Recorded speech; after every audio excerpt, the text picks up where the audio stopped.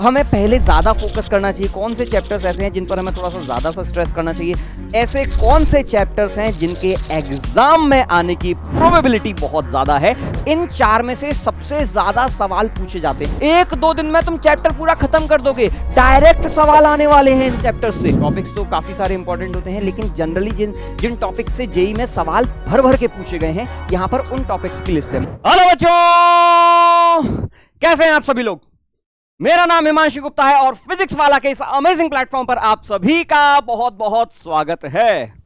भैया जेई 2025 का पहला अटेम्प्ट, जनवरी अटेम्प्ट जो है बड़े ही नज़दीक है और अब बच्चे जो है वो बहुत ज़्यादा थोड़े से मतलब परेशान से दिख रहे हैं यार। बच्चों के दिमाग में कई सारे सवाल आ रहे हैं कि सर हमने सिलेबस पढ़ लिया है लेकिन कैसे रिवाइज करें ये समझ में नहीं आता। सर पूरा सिलेबस नहीं हुआ है, कौन से चैप्टर्स ऐसे हैं जो हमें पहले ज़्यादा फोकस करना चाहिए, कौन से चैप्टर्स ऐसे हैं जिन पर हमें थोड़ा सा ज़्यादा सा स्ट्रेस करना चाहिए, ऐसे कौन से चैप्टर्स हैं जिनके एग्जाम में आने की प्रोबेबिलिटी बहुत ज़्यादा है। वो अगर हमको पता चल जाए तो हम सर उसी के अकॉर्डिंग अपना प्लान बनाएंगे और उसी के अकॉर्डिंग हम चैप्टर्स को रिवाइज करेंगे, या उन चैप्टर्स को हम छोड़ सकते हैं। यार सर क्या हम कोई चैप्टर छोड़ सकते हैं? सर ऐसा है सारे चैप्टर्स पढ़ने होते हैं, सर किस तरीके से पढ़ने हैं? तो आज इन सभी सवालों के जवाब मैं आपको देने वाला हूं। तो चलिए भाई स्टार्ट करते हैं जेई मेंस 2025 के लिए chapter wise weightage and priority list. ठीक है, देखो यार हर चैप्टर, हर एग्जाम का, हर सेशन का, सभी शिफ्ट्स का एग्जाम पैटर्न सबका सेम नहीं होता है, लेकिन पिछले कुछ सालों से जो पैटर्न हम लोग देखते आ रहे हैं तो वो चीजें मैं आपके साथ आज शेयर करने वाला हूं। और साथ में एक बोनस चीज और शेयर करने वाला हूं, कुछ ऐसे इंपॉर्टेंट टॉपिक्स जिनके जेई मेंस में पूछे जाने की प्रोबेबिलिटी ज्यादा है। ठीक है, उनसे सवाल कई बार ऐसा देखा गया है, उन टॉपिक से सवाल ज्यादा बन करके आते हैं। इसका मतलब ये नहीं कि बाकी कहीं से सवाल नहीं बन करके आ सकते, जस्ट पहले ही चीजें अपडेट कर दूं भैया। ठीक है, लेकिन जितने सवाल देखे गए हैं उनमें से भर भर के सवाल इन टॉपिक से मिलकर के आ रहे हैं। तो यार ऐसा है कि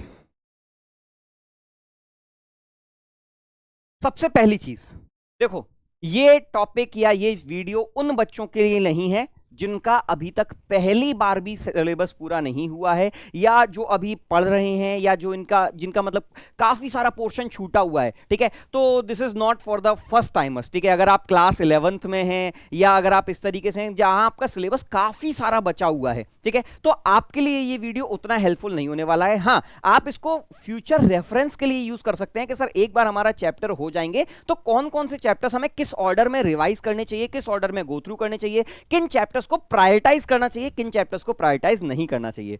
दूसरी बात, आज मैं कुछ जो मिथ्स हैं वो तोड़ने वाला हूं। ठीक है, काफी सारे बच्चों को लगता है सर ये चैप्टर जो है वो बहुत बड़ा है, इस चैप्टर से ज्यादा सवाल आते हैं। भैया अगर मैं एग्जामिनेशन पॉइंट ऑफ व्यू से बात करूं, ठीक है, कि एग्जाम में किस तरीके से आपको तैयारी करनी है, एग्जामिनेशन के लिए क्या आपको प्रायोरिटी ऑर्डर रखना चाहिए, तो ये प्रायोरिटी ऑर्डर उस ऑर्डर से थोड़ा सा डिफरेंट होता है जिस ऑर्डर में हम सब्जेक्ट्स को पढ़ते हैं। ठीक है, देखो यार जब मैंने फिजिक्स आपको क्लास में पढ़ाई, ठीक है, तो मैंने ये ऑर्डर फॉलो नहीं किया। क्यों भैया? क्योंकि ए बी सी डी उस तरीके से ही पढ़ेंगे तभी हम पूरी अल्फाबेट पढ़ पाएंगे, सारी चीजें पढ़ पाएंगे। ठीक है, ऐसा नहीं होता है ना कि पहले चैप्टर 7 से शुरू करूंगा फिर चैप्टर 1 पे आ जाऊंगा, तो भैया गोलमाल नहीं चल रही है। ठीक है, ये काम नहीं कर सकते हो तुम कि अरे यार गोलमाल 1 नहीं देखूंगा 2 देखूंगा तो समझ में आ जाएगी, वो चीज नहीं होती है। तो पहले टाइम अगर आप पढ़ रहे हैं तो आपको प्रॉपर उसी ऑर्डर में फॉलो करना पड़ेगा जिस ऑर्डर में आपके टीचर्स आपको पढ़ा रहे हैं। ठीक है, मंजिल सीरीज आपके लिए इस मामले में एक बहुत अच्छा ऑल्टरनेटिव है। अगर आपने अभी तक कुछ नहीं पढ़ा है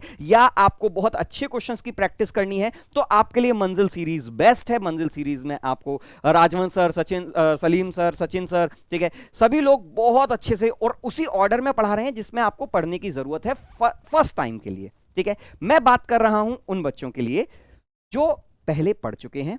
ऑर्डर रिवीजन के लिए क्या करना चाहिए? तो भैया ऐसा है, 4 ग्रुप्स में मैंने चीजें डिवाइड करी हुई हैं। ठीक है, ग्रुप 1,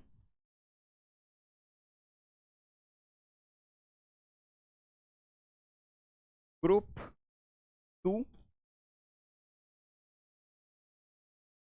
ग्रुप 3 एंड लास्ट में है ग्रुप 4। सर ये 4 ऑर्डर किस बेसिस पर हैं? ठीक है। तो ये एग्जामिनेशन में वेटेज के बेसिस पर है, मतलब इन 4 में से सबसे ज्यादा सवाल पूछे जाते हैं। इंडिविजुअल चैप्टर्स की बात नहीं कर रहा हूं, क्यूमुलेटिव बात कर रहा हूं। अगर मैं बोलूं तो सबसे पहले आपको वो चैप्टर्स कंप्लीट करने चाहिए जहां पे आप जल्दी जल्दी में सारे चैप्टर्स कवर कर पाएंगे। मतलब क्या यार, ठीक है, ग्रुप 1 जो है सबसे पहले आपकी प्रायोरिटी पर होना चाहिए। सबसे पहले ग्रुप 1 पढ़ो, ठीक है। ग्रुप 1 में जितने भी चैप्टर्स हैं ये आपके बहुत जल्दी कवर हो जाएंगे, ठीक है। ग्रुप 1 कंप्लीट करने के बाद फिर ग्रुप 2 में आओ, फिर ग्रुप 3 और लास्ट में जाकर के आप ग्रुप 4 में जाएंगे, ठीक है। तो इस तरीके से आपको ऑर्डर फॉलो करना है। ये रिवीजन का और प्रैक्टिस के लिए है, ठीक है। ये रिवीजन के लिए और प्रैक्टिस के लिए, फर्स्ट टाइमर्स के लिए नहीं है। मैं कई बार ये चीज बोल रहा हूं, ठीक है। इस बात पर गौर करना, ठीक है। चलो यार, अब बात आती है सर किस बेसिस पर आपने ये ग्रुप्स को सेग्रीगेट किया है। तो भैया एग्जामिनेशन में जैसे सवाल पूछे जाते हैं, जिस वेटेज में सवाल पूछे जाते हैं, ठीक है, उनके बेसिस पर मैंने ये क्लासिफाई किए हैं। ग्रुप 1 में वो चैप्टर्स हैं जो भैया चुनने चुनने से चैप्टर्स हैं, मतलब क्या 1-2 दिन में तुम चैप्टर पूरा खत्म कर दोगे। डायरेक्ट सवाल आने वाले हैं इन चैप्टर्स से, ठीक है, डायरेक्ट सवाल। और मैक्सिमम नंबर ऑफ क्वेश्चंस जो क्यूमुलेटिवली, मैं ये नहीं कहूंगा हर एक चैप्टर से सबसे ज्यादा सवाल आएंगे, नहीं भाई, ठीक है। क्यूमुलेटिवली जब बात करी जाएगी तो मैक्सिमम नंबर ऑफ सवाल इन चैप्टर्स से मिलकर के बनेंगे। तो आपका यूनिट्स एंड डायमेंशंस एक सवाल गारंटीड है, ठीक है, पक्के पे आना ही आना है। इलेक्ट्रोमैग्नेटिक वेव्स या तो कोई सवाल नहीं आएगा या एक सवाल आएगा, ठीक है। किसी एक चैप्टर से ऐसा नहीं कि भर भर के 4-4 सवाल आ रहे हैं, ऐसा नहीं है। लेकिन जब ये चैप्टर्स बहुत चुनने चुनने से, बहुत छोटे छोटे से चैप्टर्स हैं, अब इससे एडवांटेज क्या होता है सर, एक दिन में अगर मैं एक चैप्टर कंप्लीट कर सकता हूं, एक दिन में एक चैप्टर, क्योंकि डायरेक्ट फॉर्मूला बेस्ड सवाल है इन चैप्टर्स में, केवल एक 2 फॉर्मूले हैं, बहुत से बहुत 4 फॉर्मूले हैं, 3-4 फॉर्मूले अगर आप पढ़ लोगे आपका पूरा चैप्टर कंप्लीट हो गया और आपको प्रैक्टिस करने के लिए बहुत इनफ टाइम मिल जाएगा। तो 1 से 2 दिन में आप पूरा चैप्टर गो थ्रू कर सकते हो, ठीक है। अब जब मैं इन क्यूमुलेटिवली बात करूंगा इन 8 चैप्टर्स की, तो 8 चैप्टर्स में से अराउंड जो मेरा अंदाजा है 6 से 10 क्वेश्चन के आने की प्रोबेबिलिटी बन जाती है, ठीक है। हो सकता है किसी से 1 से 2 ज्यादा सवाल आ जाएं, लेकिन जनरली जो है तो 6 से 10 क्वेश्चन के लगभग, में 6 से 9 क्वेश्चन या 8-9 क्वेश्चन के लगभग, जनरली 8 क्वेश्चन के आसपास इसमें रहते हैं, ठीक है। अब देखो यार, यूनिट्स एंड डायमेंशन से एक सवाल कंफर्म है, ग्रेविटेशन से एक सवाल कंफर्म है, मैग्नेटिज्म एंड मैटर से एक सवाल कंफर्म के लगभग है, ठीक है। अब मैग्नेटिज्म एंड मैटर का सिलेबस बहुत छोटा हो चुका है, टेरेस्ट्रियल मैग्नेटिज्म आपके सिलेबस में नहीं है, ठीक है। बहुत सारे मटेरियल प्रॉपर्टीज वगैरह की आपकी सिलेबस में नहीं है, ठीक है। तो बहुत छोटा सिलेबस है। मैग्नेटिक डायपोल काफी इंपॉर्टेंट है, जिससे सवाल बनने की प्रोबेबिलिटी ज्यादा है, ठीक है। तो ये चैप्टर आप बहुत जल्दी कर सकते हो। सेमीकंडक्टर एंड डिवाइसेस, अब देखो ये जो 4 चैप्टर है, मैं हाईलाइट कर देता हूं, ठीक है। ये 4 chapter, dual nature of matter, atomic structure, nucleus और सेमीकंडक्टर एंड डिवाइसेस, ये 4 चैप्टर जो मिलकर के बेसिकली आपके बनते हैं मॉडर्न फिजिक्स। और मॉडर्न फिजिक्स से अगर मैं यहां पर 3 से 4, हर एक में 0 से 1 लिखा हुआ है, लेकिन मान के चलिएगा ये 4 चैप्टर हैं, इनमें से 5 से 6 सवाल बनने की प्रोबेबिलिटी आपकी है। और ये चैप्टर्स ऐसे हैं जो बहुत छोटे छोटे चैप्टर्स हैं, ठीक है। डुअल नेचर ऑफ मैटर से एक सवाल आना ही आना है। तो ये चारों चैप्टर्स से आप अगर कर लोगे बहुत जल्दी हो जाएंगे। आधी चीज एटम्स आप केमिस्ट्री में भी पढ़ते हो, वहां पर भी वही चीज पढ़ते हो। बोर्स मॉडल है, बहुत इंपॉर्टेंट है, सवाल बनने की प्रोबेबिलिटी बहुत ज्यादा है। तो ये 4 चैप्टर्स में से आप बहुत जल्दी कर लोगे, और इनसे क्यूमुलेटिवली भैया अगर 4 सवाल बन रहे हैं, ठीक है, तो आप बहुत इजीली चीजें स्कोर कर सकते हो। तो ग्रुप 1 मैंने प्रायोरिटी ऑर्डर क्यों रखा है। अब ये नहीं कहोगे कि नहीं सर पहले चैप्टर पढ़ा नहीं सर, ये तो सर आखिरी चैप्टर है, तो ये सर ये कैसे पढ़ सकते हैं। इनमें से काफी सारे चैप्टर्स तो इंडिपेंडेंट है, एक दूसरे से मतलब ही नहीं, लेना देना ही नहीं है, ठीक है। जैसे पूरा का पूरा मॉडर्न फिजिक्स आप सेपरेटली पढ़ सकते हैं, ठीक है। आपने अगर पुराना बैकलॉग है या कुछ नहीं भी पढ़ा है तो भी आप ये इजीली कवर कर सकते हैं। तो बहुत सारी चीजें आप इंडिपेंडेंटली पढ़ सकते हैं, और ओवरऑल नंबर इससे ज्यादा आने वाले हैं। तो maximum number of cumulative questions इस ग्रुप से रहने वाले हैं। अब दूसरा ग्रुप आता है आपका ग्रुप 2। ये एवरेज साइज क्वेश्चंस है, मतलब एवरेज साइज चैप्टर्स हैं, जहां से आपको 3 से 4 दिन में आप ये पूरा चैप्टर कवर कर लेंगे। मैं ये नहीं बोलूंगा बहुत छोटे चैप्टर हैं, 1-2 दिन में अरे 4 फॉर्मूले में काम हो जाएगा, नहीं, ठीक है। मीडियम साइज चैप्टर्स हैं, आप इजीली कंप्लीट कर सकते हो 3-4 दिन में, और आपके पास अच्छे खासे सवाल आने वाले हैं। मूविंग चार्जेस एंड मैग्नेटिज्म एक अच्छा इंपॉर्टेंट चैप्टर है, जिससे सवाल इस साल देखे गए तो 2 से 3 सवाल लगभग बन रहे थे, 2 सवाल के लगभग हर सेशन में बन करके आए हैं, ठीक है। इलेक्ट्रोमैग्नेटिक इंडक्शन में इस साल सवाल बहुत ही कम पूछे गए, ठीक है, काफी सारे शिफ्ट में इसका सवाल नहीं थे, लेकिन मुझे ऐसा लगता है कि 1 से 2 सवाल इस साल आपके 2025 जेईई मेंस में आने वाले हैं, ठीक है। सिंपल हार्मोनिक मोशन अगेन एक इंपॉर्टेंट चैप्टर है और बहुत इजीली आप इसको कंप्लीट कर सकते हैं, ठीक है, बहुत आसानी से बन जाएगा। वेव्स एक इंपॉर्टेंट है, ऑल्टरनेटिंग करंट एक बहुत इंपॉर्टेंट चैप्टर है, डायरेक्ट सवाल बनकर के आते हैं इससे, ठीक है, डायरेक्ट सवाल बनकर के आएंगे और आप बहुत जल्दी कर सकते हो। कुछ 2-3 ही ऐसे टॉपिक्स हैं जिनसे सवाल भर करके पूछे जाते हैं और ये 3 चैप्टर्स जो हैं अगर आप एक साथ करोगे, एसएचएम, वेव्स और ऑल्टरनेटिंग करंट, तो सबसे ज्यादा इंपैक्ट आपको मिलेगा, क्योंकि तीनों में कॉन्सेप्ट्स ऑलमोस्ट सेम है, ठीक है। एप्लीकेशन थोड़ा थोड़ा अलग है, क्वेश्चंस की वैरायटी थोड़ी थोड़ी अलग हो जाती है, लेकिन अंडरलाइन कॉन्सेप्ट तीनों में सेम है, ठीक है। फेजर डायग्राम तीनों में ही आपको पढ़ना है, तो तीनों से आपको सीधा सीधा आंसर आ जाएगा, ठीक है। तो फेजर से आप सारे सॉल्व कर सकते हो। केटीजी एंड थर्मोडायनेमिक्स अगेन एक इंपॉर्टेंट चैप्टर है जिससे 2 सवाल लगभग, मेरा अंदाजा है, यहां पे मैंने 1 से 2 लिखा है, लेकिन मुझे ऐसा लगता है कि 2 सवाल कंफर्म मानना, ठीक है। तो 2 सवाल केटीजी एंड थर्मोडायनेमिक्स आपके बनेंगे। तो ये अगर आप देखोगे तो आपके पास 8 सवाल हैं, 8 चैप्टर्स हैं और 8 चैप्टर्स में से लगभग 8 से 10 क्वेश्चन आपके बनने वाले हैं, ठीक है। तो वर्क पावर एनर्जी अगेन एक सिंपल और इंपॉर्टेंट चैप्टर है, ठीक है। सेंटर ऑफ मास भी एक काफी इंपॉर्टेंट चैप्टर है जिससे सवाल कम बनते हैं, ठीक है, लेकिन चैप्टर छोटा है, ठीक है। अब आती है ग्रुप 3। तो ग्रुप 1 और ग्रुप 2 करने के बाद आप ग्रुप 3 पर आइएगा। अब यहां पर आता है एक कॉमन मिसकंसेप्शन। जनरली बच्चे जो पढ़ते हैं, सुनते हैं, सोचते हैं, वो ग्रुप 3 से सबसे पहले स्टार्ट करते हैं। सर हम उन चैप्टर से स्टार्ट करते हैं जिनसे सबसे ज्यादा सवाल आते हैं। सर करंट इलेक्ट्रिसिटी से भर भर के सवाल आते हैं, सर 3-3 सवाल आते हैं सर, ठीक है। आप करंट को बोल रहे हो सर ग्रुप 3 में? हाँ भैया करंट को बोल रहा हूं ग्रुप 3 में करना, करंट को उनके बाद करना। क्यों करना? क्योंकि करंट से एक चैप्टर इतना बड़ा है, अब आपके 3 सवाल आ रहे हैं, ठीक है। और करंट आपका हो गया है, इलेक्ट्रोस्टैटिक, पोटेंशियल एंड कैपेसिटेंस, ये तीनों चैप्टर्स इलेक्ट्रोडायनेमिक्स के पार्ट हैं, और सॉरी ये इलेक्ट्रोस्टैटिक्स और इलेक्ट्रोडायनेमिक्स के, ठीक है। माना सवाल ज्यादा हैं, 3 चैप्टर्स से अगर मैं बात करूं तो 5 से 6 सवाल बनने की प्रोबेबिलिटी है, ठीक है। सवाल ज्यादा हैं, लेकिन भाई चैप्टर्स भी तो बहुत बड़े हैं। इन चैप्टर्स की लेंथ देखिए, रोटेशन बहुत बड़ा चैप्टर है क्लास 11th का, ठीक है। Mechanical properties of fluids, fluid mechanics बहुत बड़ा चैप्टर है, सवाल आएगा 1 से 2, ठीक है। तो ये चैप्टर्स बहुत बड़े बड़े, रे ऑप्टिक्स बहुत बड़ा चैप्टर है, ठीक है। इतने बड़े बड़े चैप्टर्स हैं कि भैया जितने टाइम में आप एक करंट इलेक्ट्रिसिटी का चैप्टर करोगे उस टाइम पे आप 4 चैप्टर ग्रुप 1 के कर सकते हो, ठीक है। उससे ज्यादा भी कर लोगे तो यहां पे 2 से 3 सवाल मिलेंगे, वहां पे आपको 4 सवाल आराम से मिल जाएंगे। तो बेस्ट यूज ऑफ टाइम किस में होगा? ग्रुप 1, फिर ग्रुप 2, फिर ग्रुप 3 पर आओ, क्योंकि ये चैप्टर्स बहुत बड़े हैं, इनमें अच्छा खासा टाइम लगेगा, इनसे जो सवाल बन के आएंगे वो भी अच्छे लेवल के सवाल जनरली देखने को मिलते हैं, ठीक है। तो इसीलिए मैंने आपको बोला कि पहले जो भैया जो तोहफे में नंबर मिल रहा है वो ले ले, ठीक है। फोकट के नंबर मिलेंगे, ऑल्टरनेटिंग करंट फोकट के नंबर मिलेंगे तुझे, यूनिट्स एंड डायमेंशंस बहुत आसान सा सवाल आएगा, फ्री के नंबर हैं, ले ले, ठीक है। तो जब फोकट के नंबर मिलते हैं, मॉडर्न फिजिक्स हलुआ हलुआ सवाल आने वाले हैं, बिल्कुल स्ट्रेट रखा, फॉर्मूला रखा, आंसर निकाला, फॉर्मूला रखा, आंसर निकाला। तो जब तोहफे में नंबर मिलते हैं तो उनको मना नहीं किया जाता है राजू, सीधा सीधा नंबर को ले लिया जाता है कि आहा क्या सवाल बोला है, वाह वाह इतना हलुआ सवाल, खटाक से आंसर मार्क करो, आगे बढ़ जाओ, ठीक है। ये नहीं करोगे, नहीं सवाल तो टफ देना बनता है सर, ऐसे थोड़ी होता है, ठीक है। तो ये सवाल आसान होने वाले हैं। इसके बाद आते हैं आपका ग्रुप 4। ये वो चैप्टर्स हैं जिनसे डायरेक्ट सवाल प्रोबेबिलिटी कम होती है, ठीक है। न्यूटन्स लॉ से फिर भी आपको डायरेक्ट सवाल देखने को मिलेगा, मानता हूं, क्योंकि फ्रिक्शन वगैरह से सवाल मिलते हैं, ठीक है। बेसिक मैथ से मिले नहीं मिले कोई गारंटी नहीं, मोशन स्ट्रेट लाइन से मिले नहीं मिले कोई गारंटी नहीं, प्लेन से मिलने के चांसेस हैं, ठीक है। लेकिन ओवरऑल आप इनको अभी लास्ट में करें, ठीक है। और जनरली क्या होता है, पहली बार जब हम पढ़ते हैं, पहली बार फिजिक्स पढ़ते हैं, तो इन चैप्टर से पहले 4 चैप्टर हैं ये।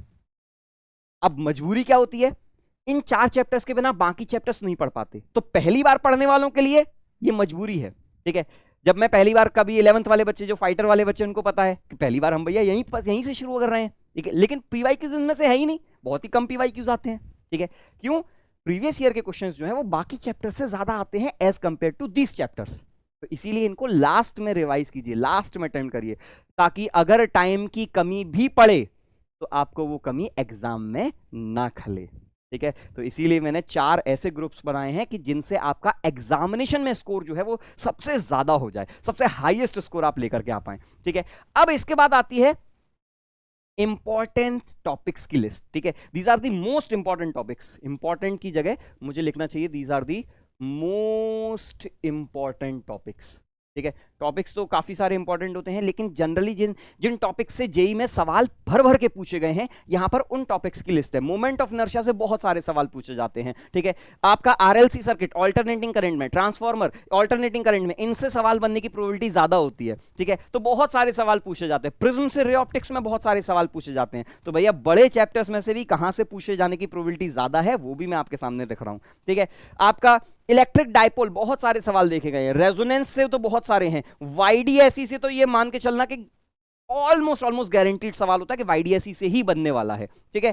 फ्रिक्शन से काफी सारे सवाल बन करके आते हैं, डायरेक्ट आएगा नहीं तो इधर से कहीं से मिला के आएगा। वर्क एनर्जी थ्योरम से बहुत सवाल बन करके आते हैं, ठीक है। First law of thermodynamics, processes पूछेगा, एडियाबैटिक प्रोसेस, आइसोथर्मल प्रोसेस, इनसे दोनों से सवाल मिलकर के बहुत सारे बनते हैं, ठीक है। यंग्स मॉड्यूलस ऑफ इलास्टिसिटी, इससे सवाल आते हैं, ठीक है। फेजर से सवाल अच्छे खासे पूछे जाते हैं, ठीक है।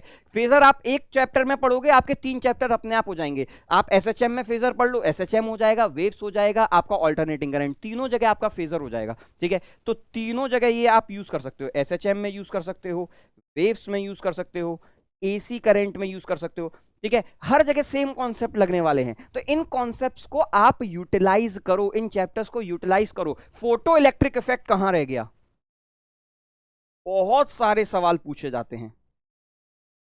Photo electric effect dual nature से आता है, ठीक है। बोर्स मॉडल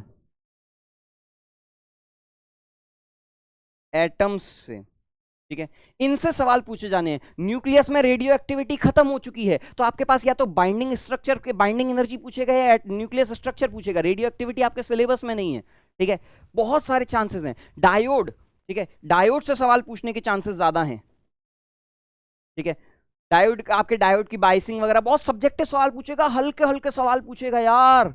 इसीलिए बोल रहा हूं मॉडर्न फिजिक्स सबसे ज्यादा स्कोरिंग सब्जेक्ट है। आप इजीली इंडिपेंडेंटली पढ़ सकते हो, जल्दी पढ़ सकते हो, पहले पढ़ सकते हो, प्रोबेबिलिटी बहुत ज्यादा है इसकी, ठीक है। तो ये कुछ कंप्लीट लिस्ट नहीं है, ठीक है सर।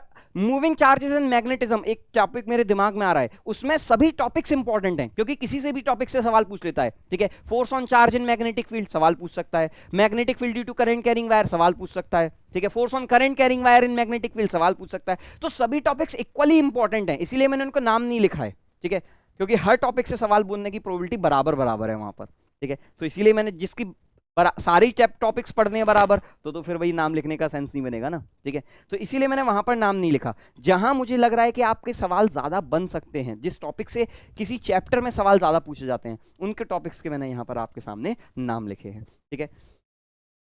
चलो भाई, तो ये है आपका आज का सेशन।